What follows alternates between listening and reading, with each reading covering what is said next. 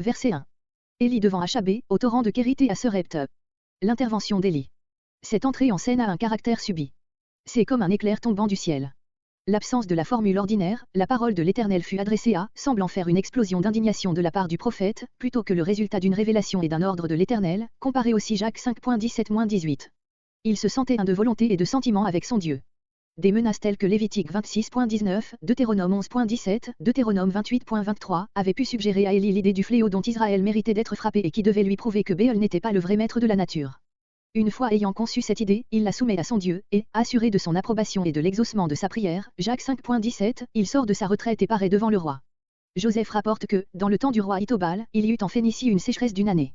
Élie, mon Dieu est Jéhovah. Le nom de son père n'est pas indiqué, toute son apparition a quelque chose de mystérieux. Le Tibite, originaire de Tibée, localité de la Haute-Galilée, d'après Tobie 1.2, passage qui place Tibée à droite de Kidio, probablement Cadès. D'entre les habitants de Galade. Cette expression paraît signifier qu'Élie avait émigré avec d'autres Israélites dans le pays de Galade, à l'est du Jourdain et qu'il y vivait en étranger. La traduction d'Osterwalde, l'un de ceux qui s'étaient habitués à Galade, s'explique par le fait que le mot hébreu Toshaf peut se rendre par habitant ou par habitué. Le Dieu d'Israël, à côté duquel Béol n'est qu'un intrus. Devant qui je me tiens, comme l'un de ses messagers, prêt à recevoir et à exécuter ses ordres, Ésaïe 6.2. Ces années-ci. Durée indéterminée. C'était la repentance du peuple qui devait déterminer la durée de l'épreuve. Sinon à ma parole. C'est peut-être là la raison pour laquelle Achabé le chercha plus tard si soigneusement. Le fait lui avait appris que la parole d'Élie était une puissance réelle, un roi 18.10. Cette parole renferme un défi hardi jeté au prophète de Béol. Qu'on compare, dit Calmet, tout ce que le paganisme a pu inventer de plus prodigieux, avec ce trait de l'activité prophétique. Achabé, sous le coup de cette menace, ne songe pas à arrêter Élie. Verset 2. Verset 2 à cette retraite d'Élie. Élie devait être soustrait à la mort qui l'attendait aussi bien que les autres prophètes, un roi 19.14. Verset 3. Vers l'Orient, de Samarie. Kérit, qui est à l'Orient du Jourdain. Si cette traduction est exacte, comme nous le pensons, il faut abandonner l'opinion, fort répandue depuis Robinson, que le Kérit est le Wadi Kelt, à l'occident du Jourdain, dans le voisinage de Jéricho. Le Kérit est vraisemblablement le Wadi Atsklin, à l'est du Jourdain, qui est fort encaissé et qui répond bien au sens étymologique du nom de Kérit, qui vient de Karat, coupé. Verset 4. Au corbeau. Quelques-uns ont voulu traduire le mot Orabim par arabe ou par marchand, ou par habitant d'Arabo, ville voisine de Beth-Séan, mais sans raison suffisante. Dieu se sert d'instruments propres à faire éclater sa puissance. En lui faisant une telle promesse, Dieu mettait la foi du prophète à une forte épreuve. Verset 7. Au bout de quelque temps, indication vague. Les 2 séjours de Kérit et de Serepte réunis doivent avoir duré au moins 2 ans, un roi 18.1. Verset 8. Verset 8 à 24. Élie à Serepte. Verset 9. Serepte, aujourd'hui Saraphan, ville située sur un promontoire entre Tyr et Sidon. Qui appartient à Sidon, ainsi, située en dehors de la Palestine, où sa retraite eût été trop aisément connue du roi. Verset 10. Une veuve. Encore une épreuve pour la foi d'Élie, qui doit recevoir son entretien d'une femme dénuée elle-même de tout appui. Pour s'assurer que c'est bien là la femme chez laquelle Dieu l'envoie, le prophète la met à l'épreuve. Verset 11. Reconnaissant sa docilité et l'esprit dont elle est animée, il la soumet à une épreuve plus grande encore. Verset 12. L'Éternel ton Dieu. Elle reconnaît que cet homme est un prophète et qu'il est hébreu et elle jure par le nom, connu d'elle, du Dieu des Hébreux. Habitant près de la frontière, elle avait entendu parler de Jéhovah. Pas un morceau.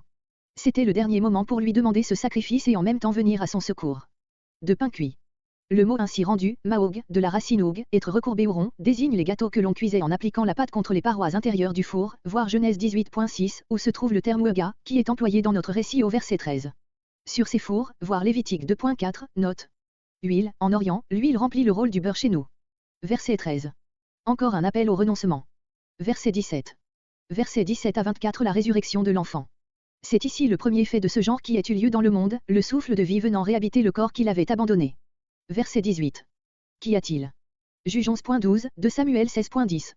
Pourquoi un homme comme toi est-il venu chez une personne comme moi? Cela ne pouvait aboutir qu'à une catastrophe. Tu étais trop saint pour entrer chez une pauvre païenne, tu as avec toi un Dieu qui juge. Même sentiment que Pierre, Luc 5.8. Verset 20. Élie sent son œuvre auprès de cette femme compromise par celle mort. Voilà donc le salaire dont Dieu paierait celle qui a accueilli son serviteur. Verset 21. S'étant dit, 3 fois. Cette espèce d'incubation a pour but de communiquer à l'enfant sa propre chaleur et son propre souffle de vie. Il faut se rappeler que la mort n'avait jusqu'alors jamais été vaincue. Pour la première fois, l'idée d'un pareil triomphe de la vie s'emparait de l'esprit d'un homme. Mais quel contraste entre cet effort viol et la manière calme et assurée du prince de la vie ressuscitant Lazare ou le fils de la veuve de Naïn. Verset 24. Que la parole de l'Éternel qui est dans ta bouche est la vérité. Cette expression ne peut s'appliquer uniquement à l'espèce de promesse implicitement renfermée dans ce mot, donne-moi ton fils, verset 19, promesse qui aurait dû être plus expressément énoncée pour justifier le terme, la parole de l'Éternel. Elle ne peut donc désigner que les entretiens qu'Élie avait eus avec cette femme, sur Jéhovah, sa grandeur, sa puissance et sa bonté, ainsi que sur le néant des idoles. Il semble que le miracle journalier de la reproduction de l'huile et de la farine aurait dû suffire à la convaincre, mais la mort de son fils l'avait probablement ébranlée dans sa foi naissante et poussée à se demander si ce bienfait ne lui était pas venu par quelque autre voie qu'elle ne connaissait pas. Maintenant ce dernier bienfait miraculeux achève de lui prouver la vérité de la religion de Jéhovah.